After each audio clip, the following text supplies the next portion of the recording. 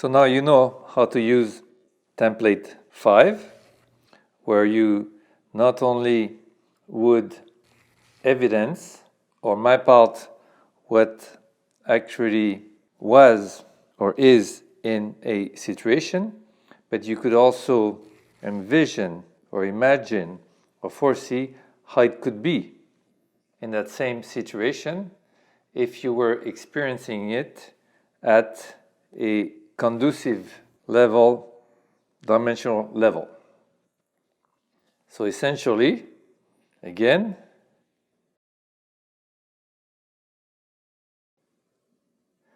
is to understand the situation, what's happiness for you, and see how you experienced it, and start to envision how you could experience it in either sequence. So you may go with the evidencing first and the envisioning later, or the other way around. It doesn't matter, because at the end, it's a complete analysis of the situation. Now, just one technical point about situations.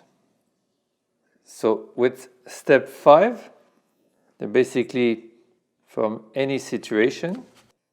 Let's say that was in the past. You took that situation as it played out in the past, and you did that analysis in the present.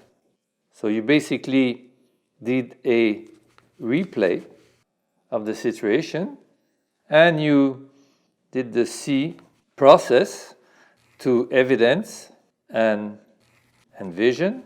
So what would be happiness if it was all conducive? So you replayed it in your mind, and you came to see more and more how it was experienced and how it could be experienced.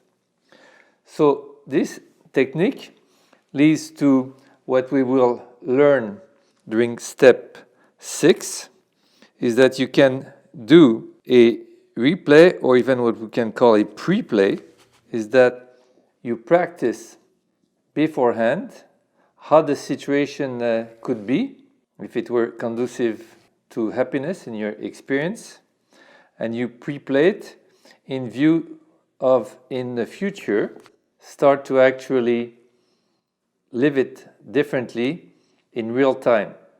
So how it would play out again in the future.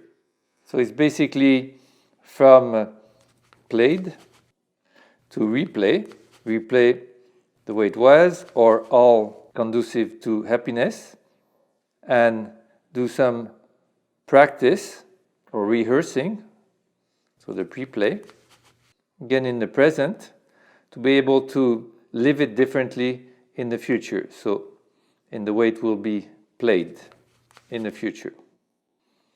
So played, replay, pre-play, and played again.